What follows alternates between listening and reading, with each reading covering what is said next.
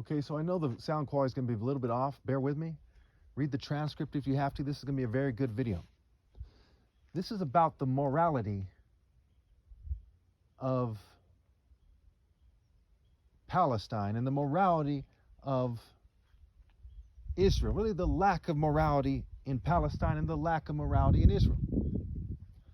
So I just saw a video where this female was saying that no country in the world is expected to give up its land or part of its land to an indigenous population. Yeah, those are legals, right? That's legality, rather, that you're talking about. That's legality. Laws change all the time. When you find yourself fanatically pointing to the law on an unfair planet with no moral basis, then you're acting like a demon, like that one Jewish female, Anna Kasparian, I believe her name is, from the Young Turks was saying. You're acting like a demon. That's what it means to act like a demon. Because the laws are like, propaganda. They're theater art nonsense that's being forced on you by people who pretend they're in the right when they're some kind of rich, kleptocratic dog, a rich thief, a shameless, mass murdering, rich thief who does a lot of other things wrong that contributes to mass rape. So as you point to the law, and there's all kinds of crooks from various races all over the world, and some are from your race, and they're pointing to the law too, and they're playing a game, you are on the wrong side of things. And so your anger is wicked anger instead of moral outrage. When you date, it's a wicked date instead of a moral date. When you teach your daughter to choose a date, you're teaching her to be tricked into bed. You're teaching her to be the victim of rape by deception, because what exists that is sacred is universal. It's true universal moral precision.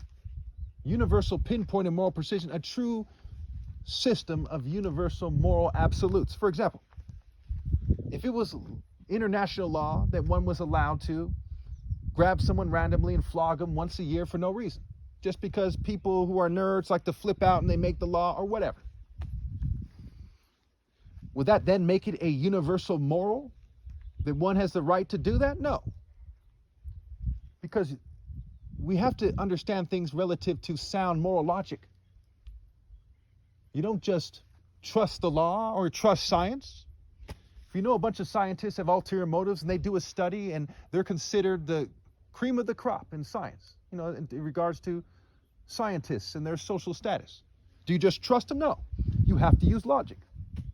When the Nazis did their science, should we just take it at face value? No. When the Eurocentrics in England and in Europe did their science, should we just take it at face value? No. We have to scrutinize their methodology. We have to ask ourselves, who's scrutinizing their methodology and why? We have to do a thorough analysis to make sure that wicked people with degrees aren't doing us dirty. Because the main people doing us dirty on this planet are rich people, politicians, and scientists. Hitler had a scientific process and a pseudo-scientific process, and he merged them together.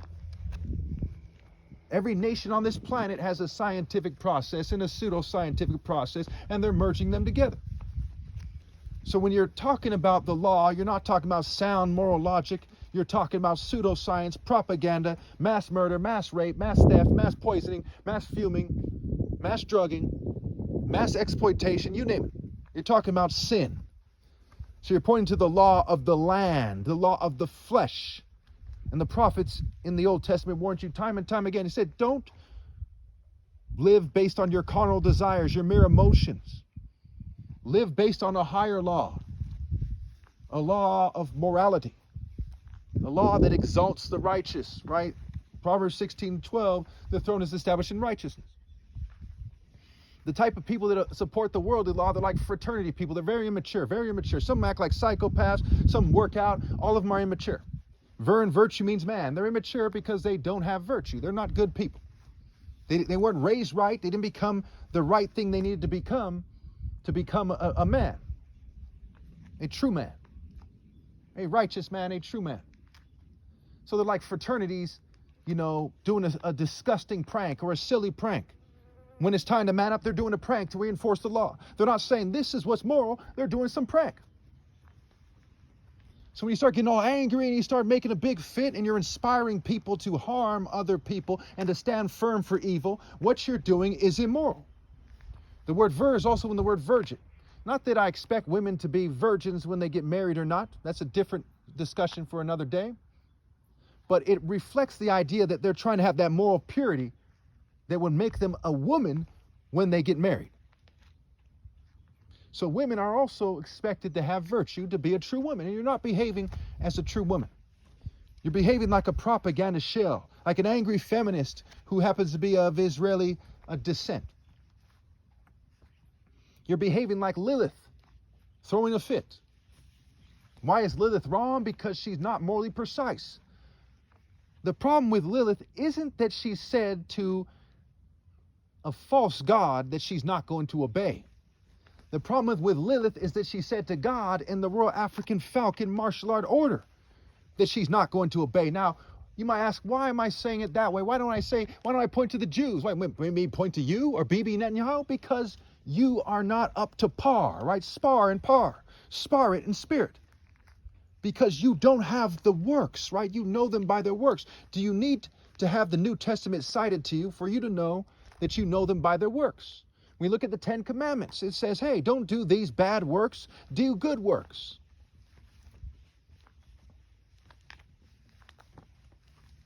So, because you're not as moral as African martial artists, especially because people who try to stigmatize black people are part of your greater network, whether you see it that way or not. And I'll explain that more in the comments if you care to. That's a long discussion why that is.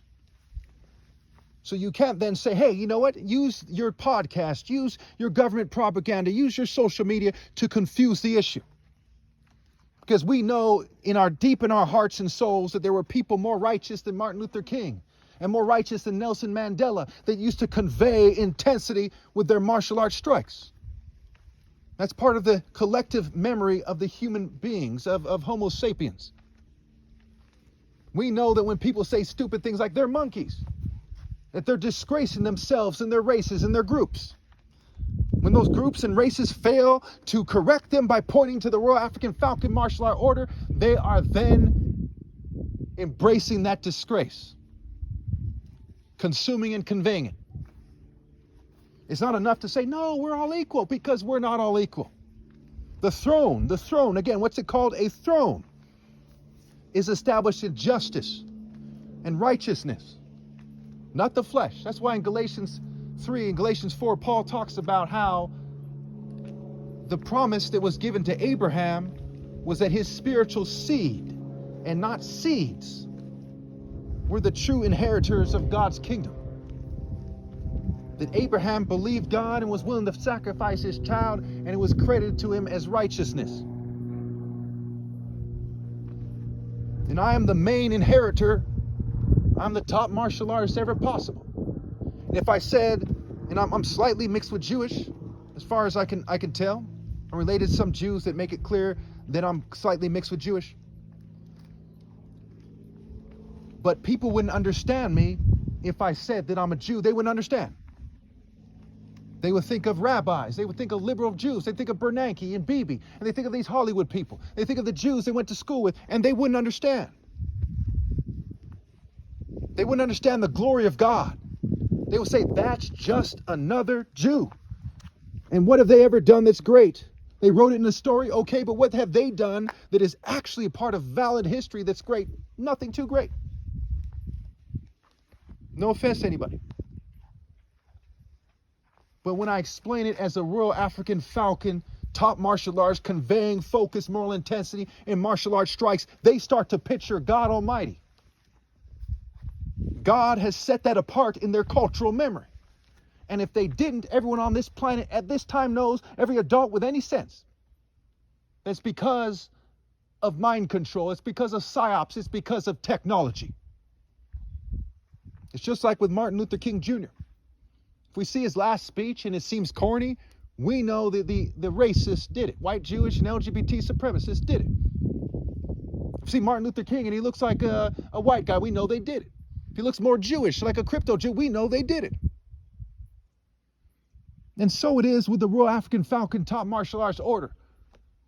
When we hear the idea of righteous and handsome and divine Africans in the martial art order, if we don't think that it goes beyond everything else, we know that jealous scum have confused us about that, and they spend a lot of money doing so.